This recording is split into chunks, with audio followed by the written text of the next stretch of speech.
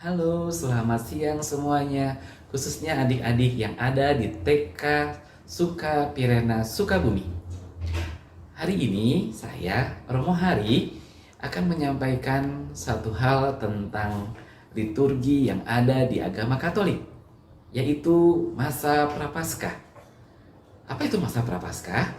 Masa Prapaskah adalah masa 40 hari sebelum kita merayakan Paskah. Paskah adalah kebangkitan Tuhan Yesus dari kematian. Jadi sebelum Tuhan Yesus bangkit, ada 40 hari persiapan untuk kebangkitan Tuhan Yesus itu. Apa yang harus kita persiapan untuk Paskah, untuk menyambut kebangkitan Tuhan Yesus ini? Selama 40 hari, di dalam gereja Katolik, ada beberapa hal yang harus diperhatikan dan dilakukan bagi umat Katolik. Di sini pun ada adik-adik kita yang bertanya, apa itu masa Prapaskah dan apa yang harus dilakukan. Maka pada kesempatan yang berbahagia ini kita akan membahasnya pelan-pelan bersama. Tuhan memberkati. Terima kasih.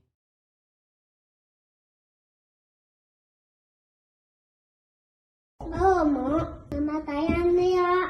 Nea mau tanya. Apa? Terus kakak. Terus kuata. Ya kaki ngomong. Udah. Selamat siang kembali adik-adikku yang terkasih.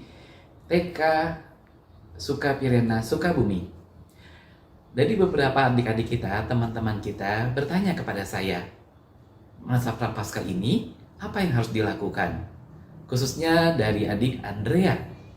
Adik kita ini bertanya, kalau masa Prapaskah, kenapa kita harus puasa? Baik adik-adikku, di masa Prapaskah 40 hari ini, apa yang harus kita lakukan? 1. Kita melakukan puasa dan pantang. Puasa dan pantang ini dikhususkan untuk mereka yang berusia di atas usia remaja sampai usia sebelum 50 atau 60 tahun. Yang dilakukan adalah berpuasa. Puasa yang dimaksud di sini adalah kita dalam satu hari makan kenyang hanya satu kali. Misalnya, kalau kita mau makan pagi saja atau siang saja atau malam saja, cukup sekali. Oh, kalau gitu Romo, boleh dong saya ngemil.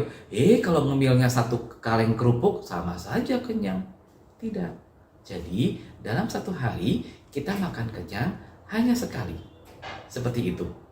Jadi, di masa Prapaskah, kita mau mengendalikan diri. Kita mau bagaimana tidak hanya menahan hawa nafsu untuk lapar. Tidak dulu, kalau orangnya lapar nggak bisa mikir apa-apa. Tidak hanya itu, tapi juga pantang. Pantang di sini adalah bagaimana kita tidak melakukan kebiasaan-kebiasaan yang membuat kita tidak sehat. Misalnya, kebiasaan merokok. Nah, nanti adik-adik, kalau di rumah, papahnya atau saudaranya merokok, ingatkan. Pak, masa Prapaskah nggak boleh merokok. Karena apa? Kita menjaga diri untuk bait Allah ini. Lalu apa yang mesti dilakukan? Sudah, jangan merokok selama 40 hari. Nanti uangnya untuk biasa Bapak beli rokok itu disimpan, ditabung. Ada kotak kecil, kotak yang namanya aksi puasa pembangunan. Di situ kalau misalnya kita biasa beli rokok atau adik-adik jajan, dicemplungin di situ. Jadi selama 40 hari tidak merokok. Tidak jajan. Nah, adik-adik yang biasa jajan, siapa di sini? Nah, kalau biasa jajan, selama masa Prapaskah, di pantang dan puasa ini, adik-adik jangan jajan. Kalaupun misalnya, nggak bisa Romo, boleh deh jajan tapi sedikit. Ya udah, boleh. Misalnya, kalau selama ini adik-adik jajannya satu hari, misalnya 50.000, masa Prapaskah ini dikurangi, hanya 20.000. Nah, yang 30.000 dimasukkan ke dalam kotak aksi puasa pembangunan. Aksi puasa pembangunan ini dikhususkan buat apa? Nanti Romo jelaskan. Tapi yang jelas di sini untuk pantang dan puasa, adik-adik, yuk mencoba untuk tidak jajan. Yang kedua, untuk misalnya saja mengurangi makan daging. Yang setiap hari mungkin adik-adik makan daging, sekarang dikurangi atau tidak makan daging sama sekali selama 40 hari. Atau makan dagingnya hanya hari Sabtu atau Minggu. Tapi yang pasti kita pantang, khususnya setiap hari Jumat selama 40 hari itu. Kebiasaan kita bagaimana kita melakukan pantang tidak makan daging di hari Jumat di masa Prapaskah itu. Ingat, jangan sampai nanti lupa. Hari Jumat, aduh Romo saya lupa, saya malah makan bakso. Seperti itu. Aduh lupa Romo, hari Jumat kemarin saya misalnya makan makan makanan yang ada unsur dagingnya. Jangan. Hari Jumat kita sisihkan, tidak jajan, tidak makan daging. Lalu uangnya disimpan, disisihkan nanti untuk kita memberikan sedekah atau memberikan sesuatu untuk yang tidak punya. Maka tanyaan untuk Andrea, kenapa di masa Prapaskah kita harus puasa dan pantang untuk melatih diri kita? Melatih diri kita agar kita tidak terbuai dengan jajan, makan makanan yang enak. Bagaimana kita mau seperti Yesus. Yesus mencoba untuk datang ke dunia ini, dia mau menderita, dia rela dicambuk, dia rela dipukuli, dia rela menderita. Jadi selama 40 hari kita mau mengenang bagaimana penderitaan Yesus ketika dia memanggul salib. Memanggul salib penderitaan hidup manusia yang penuh dengan dosa. Tuhan Yesus menanggung itu. Jadi di masa Prapaskah ini adik-adik semua, kita belajar yuk mengendalikan diri. Tidak jajan, tidak makan daging, khususnya pada hari Jumat. Sisihkan uang jajan kita itu, kita berikan untuk yang membutuhkan. Itu adik Andrea, jawaban Romo ketika adik Andrea bertanya seperti itu. Salam untuk orang tua adik Andrea. Semoga orang tua kita pun dapat menjadi contoh dan teladan yang baik dalam puasa dan pantang. Tuhan memberkati.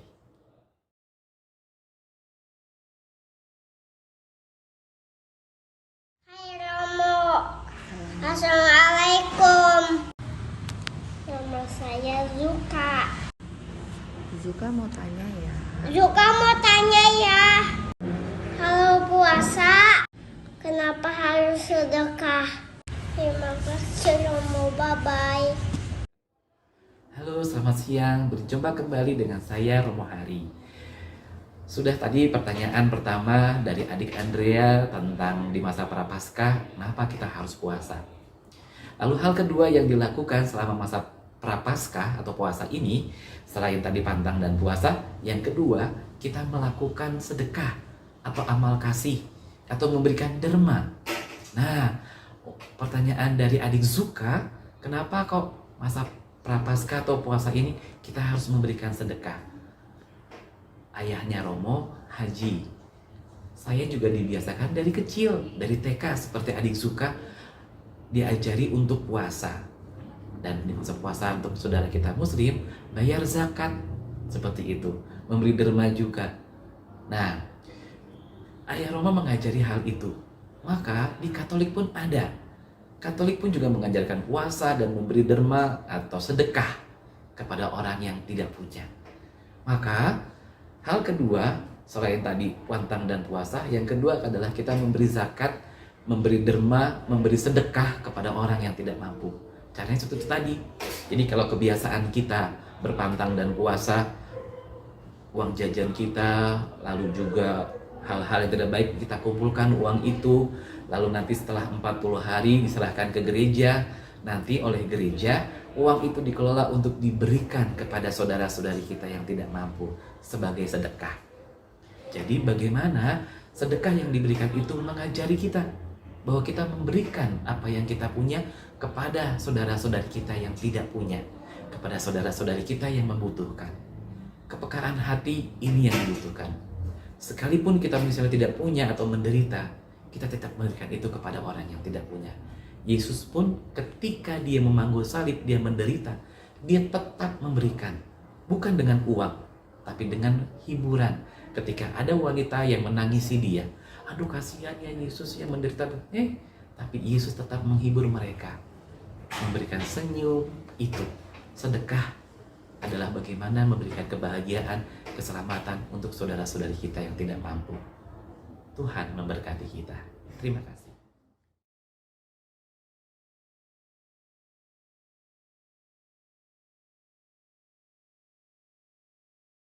Romo, nama saya Elena. Elena mau tanya, Prapaskah selain puasa dan derma, kita bisa buat apa lagi? Terima kasih Romo. Halo, selamat siang. Berjumpa kembali dengan saya Romo Hari. Sudah 2 hal yang harus dilakukan selama masa Prapaskah yang tadi Romo sampaikan.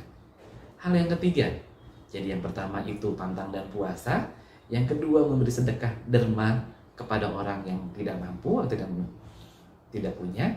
Yang ketiga, nah ini semuanya itu harus didasari dengan doa. Jadi selama 40 hari di masa Prapaskah itu, hidup doa kita, teman-teman kita harus berdoa. Kepada adik Elena yang bertanya kepada saya, di masa Prapaskah itu selain puasa dan berderma atau sedekah, apa lagi yang harus dilakukan? Yang ketiga, rajin berdoa. Romo, saya berdoa kalau setiap malam, Romo. Tidak hanya setiap malam, tapi setiap saat. Bangun tidur berdoa, mau belajar berdoa, setelah belajar berdoa, mau makan berdoa, setelah makan juga berdoa. Nah, siapa di sini kalau yang berdoa suka dibimbing oleh orang tuanya? Yuk, Romo dulu waktu masih kecil di TK sampai Romo SMP, setiap mau tidur Romo diajari berdoa. Selalu diajak berdoa oleh orang tua Romo. Jadi Romo di bangku diajak berdoa. Setiap malam sebelum mau tidur, doanya nggak usah panjang-panjang. Bapa kami dan salam Maria. Seperti itu. Jadi pesan untuk orang tua juga, tolong ajari anak-anak kita ini untuk berdoa. Saya yakin agama manapun baik dalam hal berdoa. Maka butuh bimbingan dari orang tua untuk anak-anak melakukan doa dan ibadah. Jangan nanti anak-anak kita menjadi contoh yang gak baik dari orang lain. Justru orang tua. Di sini saya mohon untuk orang tua menjadi contoh dan teladan yang baik dalam hal doa bagi anak-anak. Dan yang kedua juga anak-anak, yuk, kalau orang tua ngajak berdoa, kita mau berdoa. Dan bahkan kalau orang tua kita lupa, anak-anak harus mengingatkan, Pa, Ma, kita berdoa. Seperti itu. Kenapa kita harus berdoa? Berdoa adalah bagaimana kita berkomunikasi dengan Tuhan. Bagaimana kita curhat dengan Tuhan. Dengan namanya berdoa itu. Jadi dengan berdoa, hubungan kita bisa ngomong dengan Tuhan dengan enak. Kita bisa curhat dengan Tuhan dengan enak. Dan Tuhan mendengarkan kita. Jadi di masa Prapaskah atau puasa itu, hal ketiga yang dilakukan untuk lebih baik lagi adalah berdoa. Adik Elena, ini jawaban Romo. Semoga adik Elena bersama orang tua juga melakukan hal doain dengan baik. Yang terakhir dari Romo, buah doa kita adalah tindakan kita.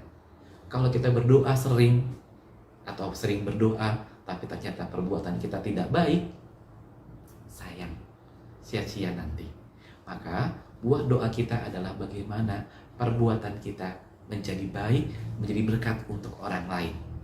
Selamat memasuki masa Prapaskah. Semoga hidup doa kita, pantang dan puasa kita, dan sedekah kita semakin ditingkatkan dan menjadi berkat untuk sesama. Tuhan memberkati. Terima kasih.